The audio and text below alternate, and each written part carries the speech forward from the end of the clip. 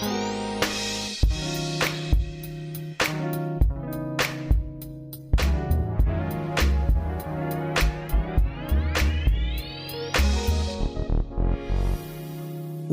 to another groundbreaking episode of Scouting for Growth, the go-to podcast for C-suite leaders on the cutting edge of the venturing world, the tech world, and market trends.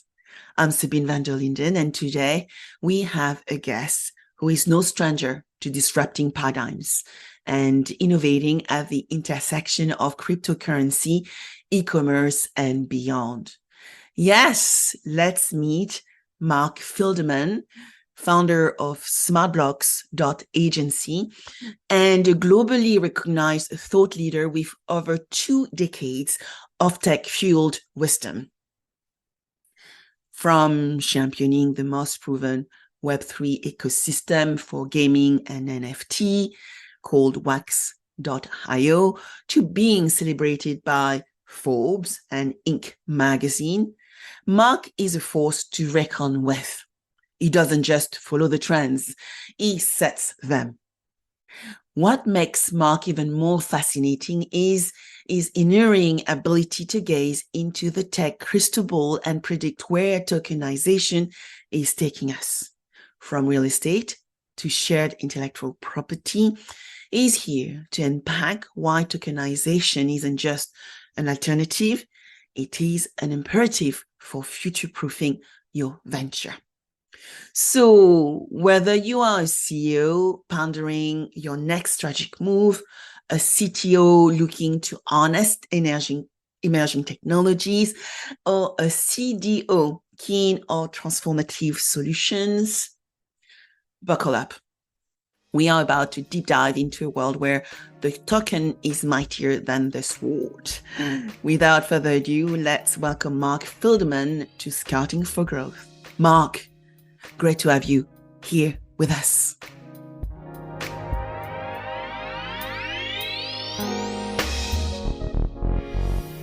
Hi, Mark. Thank you for joining me on Scouting for Growth. Thank you so much for having me. This should be fun. Yeah, I can't wait. I mean, I was reading about your profile, Mark, and I understand that you are a vanguard or a mini god of crypto and e-commerce. And I would love for you to tell us a little bit more about your 2 decades of building businesses, of getting into crypto and e-commerce, and what that has brought to you and the business you've built over the years. Yeah, I mean, it's a great question. I mean, I've covered a number of different companies from a marketing and sales perspective. And then, over time, you start to realize that there's certain kind of companies that have a longevity. And then, there are other companies that have a short-lived kind of heyday, like during COVID. And so I started choosing companies that I believed had more of that long-term runway. It was kind of fun to get in there and help the companies that had 1 or 2 years of a good idea before the big guys came in, or before some other market factor took over and then they just died. Those were fun years, but you're not building anything. So I tend to go with things that are here for the long haul, and e-commerce for sure is one, and so is crypto. But the crypto I focus on is more on the tokenization of assets, or I call fractionalization of assets, meaning you break up real estate, you break up something really valuable, and you allow the democratization of that asset to anyone that wants to invest in it. Currently a building in London where you sit now, there's no way you and I individually could invest in that building because they don't want a lot of limited partners. You got to put in 50 million or 50 million pounds, in order just to be an investor in something like that. Well, when you fractionalize that and you turn it into tokens or shares, then you can invest in a building like that for $500, and the blockchain does all the management of all of these limited partners. So when you put all that together, I think that besides AI, these are the 2 hottest sectors. So do you think this is the secret sauce that every industry needs to pay attention to today, whether it's in real estate, you mentioned crypto and e-commerce, AI already as well. So do you think that is where we actually should focus our effort today? Well, I mean, who's the we? We could be, I, young entrepreneurs. It could be small yeah. businesses. It could be corporates, Mark. I work with large insurance Mhm. companies, Fortune 500 in one side, and helping them understand how to collaborate with young ventures. So democratizing and industrializing those processes. But on the other side, those startups want to work with the big guys. They also want to build, as you said, very replicable business models. And so Yeah. what's your view? Well, first of all, with insurance companies, for example, we've tokenized some of their policies and tokenized their assets because they want a way of getting cash out of that situation and able to invest in the business or invest in something else. So my view for young entrepreneurs is this is one area you could focus in on. I mean, I think the top 5 areas would be AI, engineering, and I'm talking like the SpaceX type of engineering, cryptocurrency, find a niche. There's been a lot of things happen in crypto that were not good, but they're all being fixed now. And then something like e-commerce, because we're not turning off the internet anytime soon. So people are still going to buy online, and if you look at the numbers, it's just skyrocketing still, right? And then I don't know, maybe lastly, I'd probably look at tools and technologies, SaaS-based products that solve a really, really nuanced problem that no one else is solving. So if you're in one of those buckets, you probably have a very long-lasting career. That's not the only buckets, but those are the ones that I've looked at and said, yeah, these are probably, if you look 5, 10, 15 years from now, they're all going to be still going. Cool. And you know what? Those are some definitely I am looking at. So I would like to go back around definition because we are assuming that everybody knows about tokenization. Yeah. But I'm sure a lot of people do not. So let's Right. define what you mean by tokenization and what is the value and growth opportunity, Mark, this can bring to a business. Yep. Thanks for asking that, because a lot of people don't know. They say tokenization, they're like, oh, what does that mean? All that means is, let's take something simple like Big Ben, the clock in London that everyone knows, right, around the world. Now, let's say whoever owns Big Ben, I don't know, probably the government, decides, hey, we're going to give Big Ben an opportunity for anyone to own Big Ben. And I think you probably have revenue from people coming and visiting, and there's a fee. So we're going to say we'll break up Big Ben into 1 million shares. And well, how are those shares represented? Well, they could be represented with tokens. They could be represented with stock. I choose tokens just because it's a lot easier to set up. And then you have a blockchain that does all the management. You're not working with some stock exchange and having to have all these expensive systems in place. And so if you want to invest in Big Ben, let's say it's $1,000 per token. You pay your $1,000, and then automated systems, they're called smart contracts, will pay you every single quarter based on what Big Ben earns in revenue, from all the tourism. As well as if it's ever sold, you would get your fractional share of whatever's sold. So it's kind of an unrealistic thing with Big Ben, but you can then apply that to artwork, Picasso's. You can apply it to real estate, which is really hot right now, fractionalizing real estate. You could apply it to anything, I think, of value over a few $100,000 or a few £100,000. And it is the future. And if you look at BlackRock, Bank of America here, Citi, they're all saying the same thing. Everything's going to be fractionalized. They've already fractionalized billions of dollars of bonds or tokenized billions of dollars of bonds. Why? Because once it's tokenized, you can then trade it anywhere in the world. You're not subject to local laws because it's on a blockchain. It exists everywhere. And that's why a lot of these people are doing it, because now they have an international market. There's a lot of reasons to tokenize things, but international market for the big guys is one of the big ones. So some of the keywords you see, Mark, I'm hearing a lot. And just before our discussion, I was talking about fractionalization, so fractional CTOs, CFOs. And so we're actually starting dividing our time so that we can actually remain resilient and make money from our time, right? Yeah. Time is precious and probably the most precious currency we have as human. But you also talked about industrialization and democratization early on. So tokenization mod. You know, we talk a lot about crypto. Crypto had its ups and downs. So what are the elements constituting tokenization mode, please? I missed the last part of it, but I think I got the gist of your question. What is the difference between tokenization and crypto? Is that what you're asking? So what is the difference between the two? Because as you know, we have had ups and downs with it. Oh yeah. And what makes tokenization the mode of the day? But let's call it what it is. 95% of crypto is just a scam. And I hate to say that I'm in the industry and we haven't done a good job of policing those. In fact, some people have just hyped them up like all these meme coins.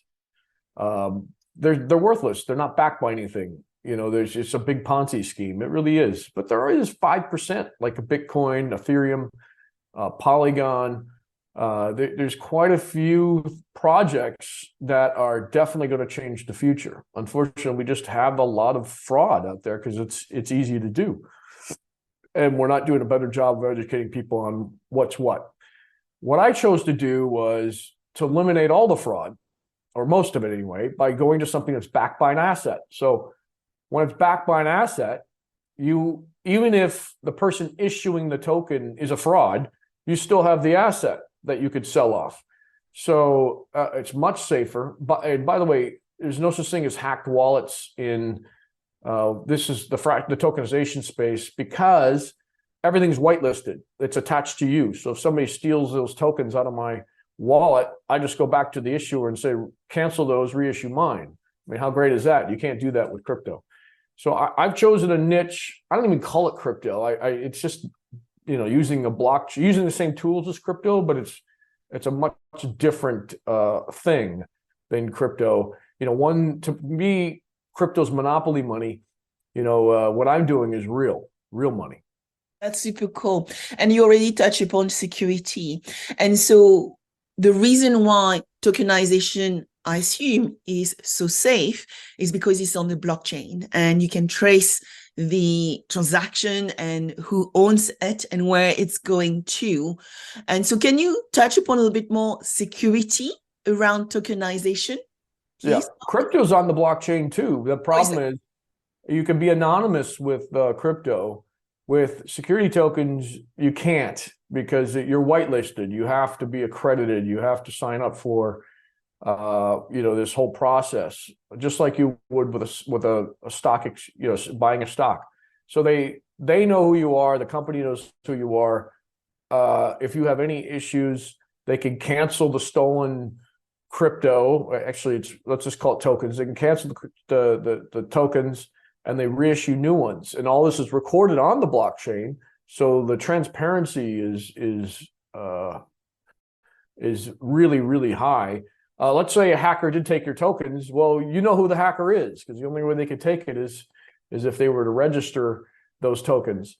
So in terms of that, it's very safe. Now, is it foolproof? No, but it's way safer than just regular crypto where most of the nefarious actors out there are anonymous. So I'm thinking about, the investors and the communities which surround us, right? Investors, tech enthusiasts, Mark. And so when you look at the project you are working on in real estate and maybe in other areas, what would be your recommendation to them if they were going to enter the market of tokenization? Do you have some examples beside Big Ben they could consider to leverage this great opportunity?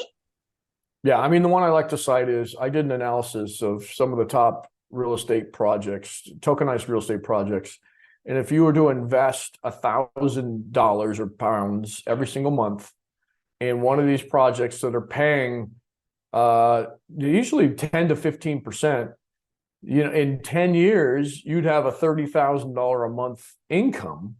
And yeah, some of that is the buildings were sold or the real estate was sold. But on average, I say in 10 years, if you were to do that strategy, you'd have a $30,000 a month income for life. So that is a use case of what everyone could do, no doubt. And it would pay off just tremendously if they were to follow that advice and just to run with it. Startup founders often will look for investment from investors, institutional investors, corporate investors. They would also use crowdfunding platform like Fintech Circle. So how could they take opportunity of tokenization as well? Actually, partly now, getting funding for startups is really hard. And fundraising with a few of them at the minute is not easy. No. The bar is very high. So what would be your recommendation for young founders as well? Yeah, I mean, tokenization is another route. It's another form of crowdfunding if you wanted to go that route.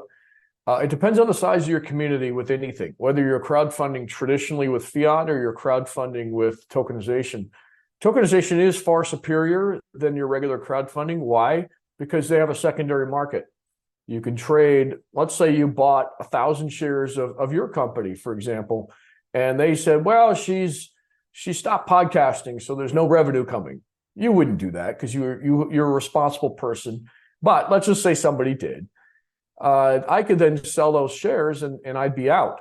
You can't do that in a traditional crowdfunding model. You have to wait for some sort of liquidity event. I could also issue, you could issue dividends. And so these would be paid out to all your token holders automatically. You wouldn't even have to, it wouldn't be that much of an accounting exercise. So there's a lot of advantages to tokenization. The problem right now with tokenization, it's not really people aren't educated on it. They hear the word tokens and they think crypto, which it's not. And the secondary market hasn't really caught up to what's being tokenized right now. So a lot of things are being tokenized, but the secondary market hasn't really caught up to that yet. It will, so I'd say a year or two. But for now, it's a little less liquid than the stock market, but it's way more liquid than crowdfunding. I mean, if you're crowdfunding, there is no market. And if there is, it's some broker offering you 20 cents on the dollar because you're desperate to get out of those shares that you've invested in with a crowdfunding model. So maybe a strange question, Mark. What would tokenization look like around a membership model? So a lot of companies are setting themselves up and then setting up membership and clubs. Could tokenization work in the club environment? You already mentioned insurance. Usually you pay for a yearly policy, and now we are fractionalizing that policy so that people can have much more transparency around what they are buying. So, you pay monthly and it can actually change based on the risk on a monthly basis, partly for big risk. What's your view? Membership and tokenization, would that work? Oh, yeah. I mean, and again, everything's in how you set it up. It's called the tokenomics. So let's say that you paid into this membership. If you own 1,000 tokens, you're a member. And then let's say that costs you $1,000. Again, just easy figures. But every time you go to the club or every time you contribute to the club, you get bonus tokens. And those bonus tokens could be used as currency, or they could be used as an investment in that particular club or membership. And when something with revenue happens, then revenue is just distributed to all the token holders. I mean, that's just one model that you could go with. There are plenty of different models that you can. In order to tokenize a membership, just because of the cost of tokenizing, you'd want it to be a pretty big membership, 5,000 members or more. And if you get beyond that, then I'd say go for it, because the person that's issuing the tokens can raise a lot of money and then decide on what to do with it. Again, you have a fiduciary duty. You have to follow the law, but the law's already been carved out. That's the other thing. The law's been carved out for tokenization. Crypto, it hasn't. It's a wild, wild west where tokenization follows, at least in the United States, and I know in Europe, it follows what's called a Regulation D or Regulation A or even a CF, those are exemptions to taking companies public. So you could take a company public and fall into an exemption where you don't have to go through all the different things that you do in order to bring a company public. And good luck going public. There's not a lot of companies that make that leap. That's super cool. So let's look at the future. Bold future forecast. I remember when we talked, Mark, we talked about everything will be tokenized by 2030. So a bold statement. So can you break down for us the macro and the micro indicators that support that prediction? All right. So not everything will be tokenized by 2030. Anything over $5 million, I believe, will be or will be in the process of doing so once they need to refinance or once they need to sell or what have you. Okay, now here's the rub. Why? Because once something's tokenized, let's think of a big spreadsheet. Now, if I'm the IRS or whatever your revenue body is in the UK, I can see everything that's happening. And so I can automatically take taxes out. I can also set up these macros or programs that say, hey, pay my utility bill, pay this, pay that. And this is as the funds come in. So you're not only collecting the funds automatically from people, you're doing automatic payments. So everything becomes very automated to a point where it's super transparent. There's all these efficiency costs that have been gained from it. And anyone investing in it is going to be able to run quick models to say, okay, if I hold on to this for 5 years, this is what I'm going to get, because I get to see everything. I'm not just seeing the revenue coming in, I'm seeing the expenses going out, I'm seeing everything, a full picture of what's happening. Do we get there by 2030? Maybe. Definitely there'll be projects that are that full cycle representation of what I just described. I think tokenization is the first step, and then in the future, you'll see some of this in 2030, but beyond, everything's automated. Because if everything's on a blockchain, then it can all be automated in real time like that.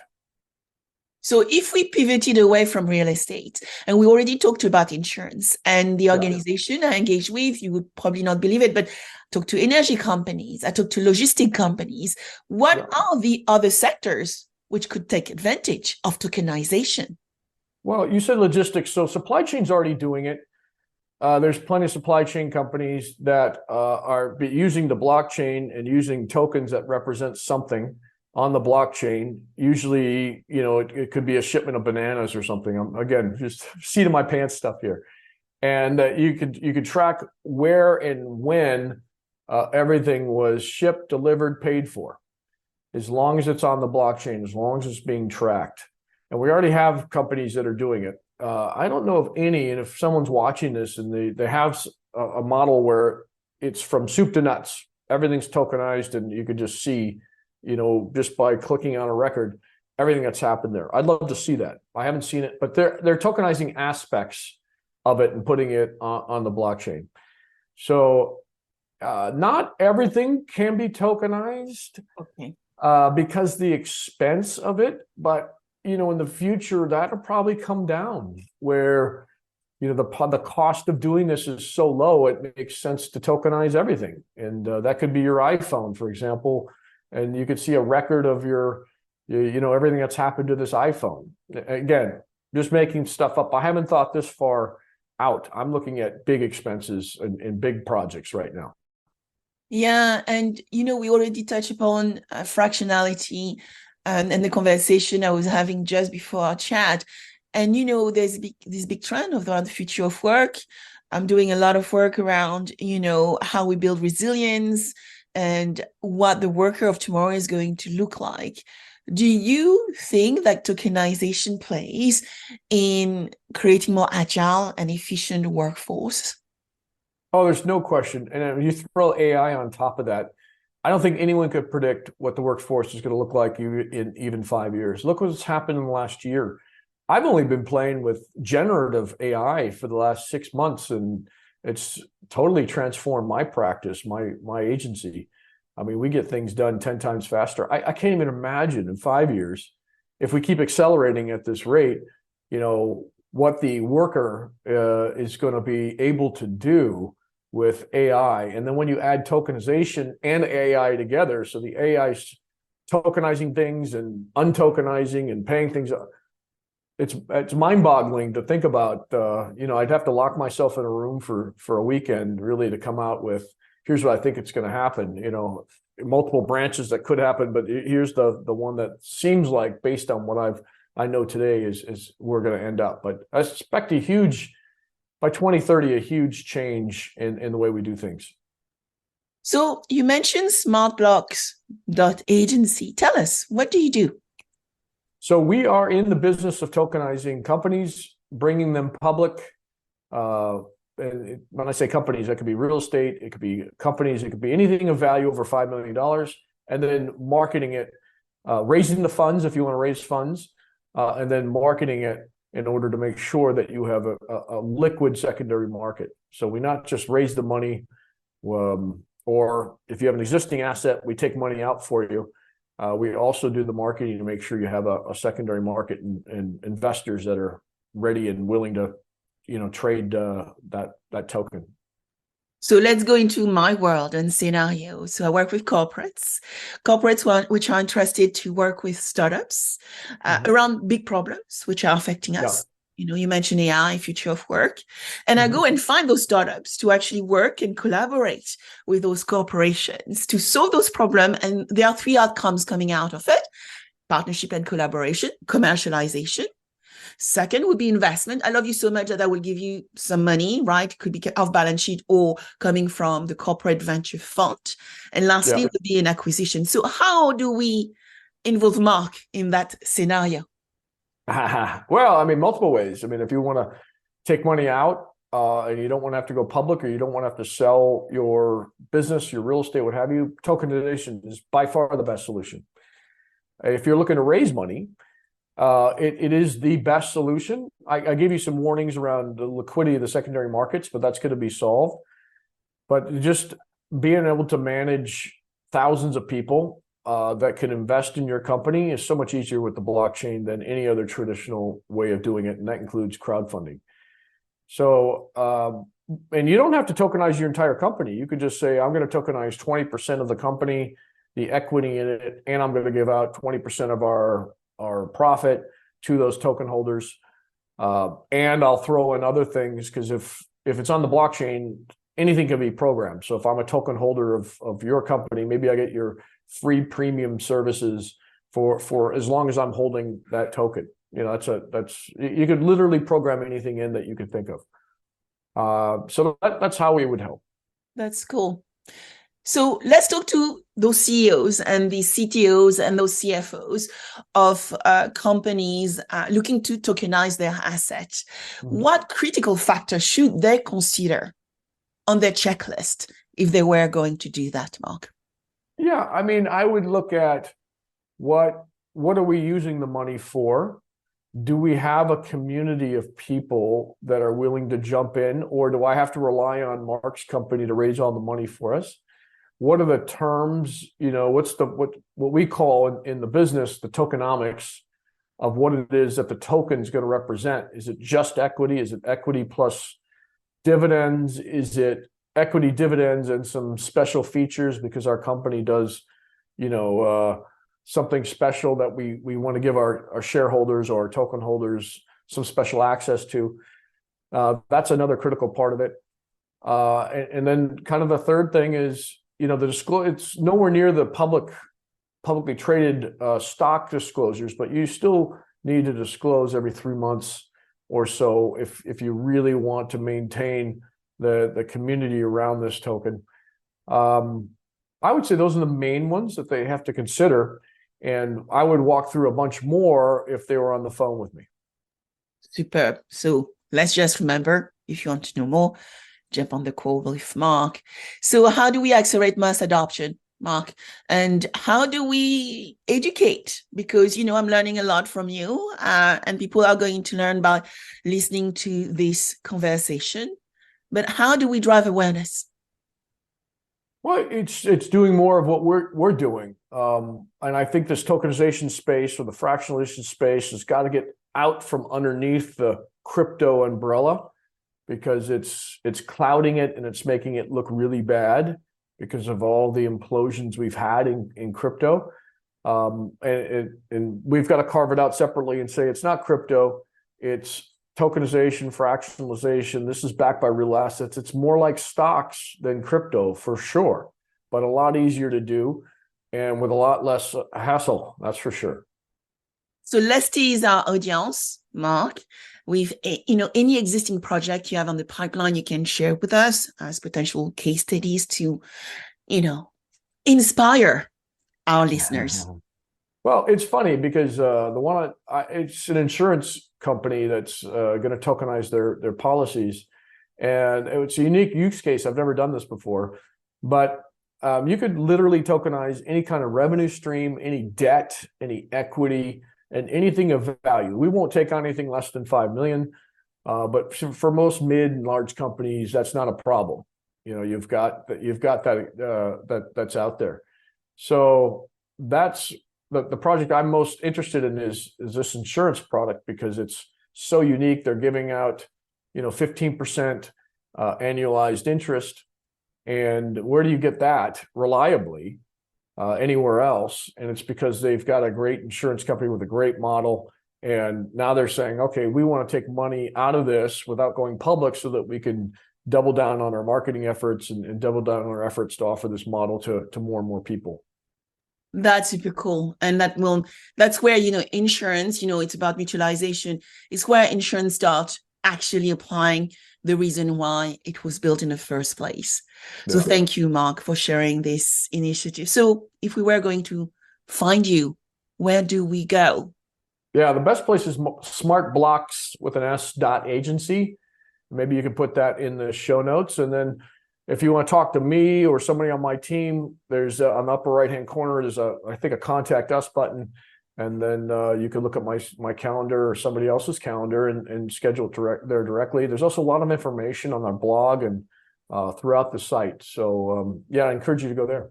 Yeah, I will share the link to your LinkedIn profile and SmartBlocks.Agency. So Mark Fidelman, thank you very much for joining me on Scouting for Growth. And I look forward to hearing, the new great projects that are going to be tokenized in the future. Thank you. Yeah, my pleasure. And we should at least schedule something for 2030 to see how many of these. 100%. 100%. Thank you, Mark. Thank you.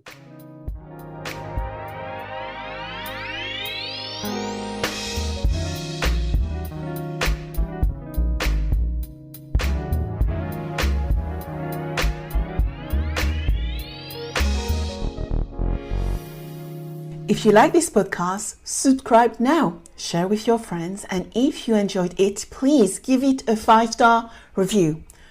Also, if you want to cover any specific subject with me, contact me on Instagram under Sabine VdL Officials or LinkedIn under Sabine VdL.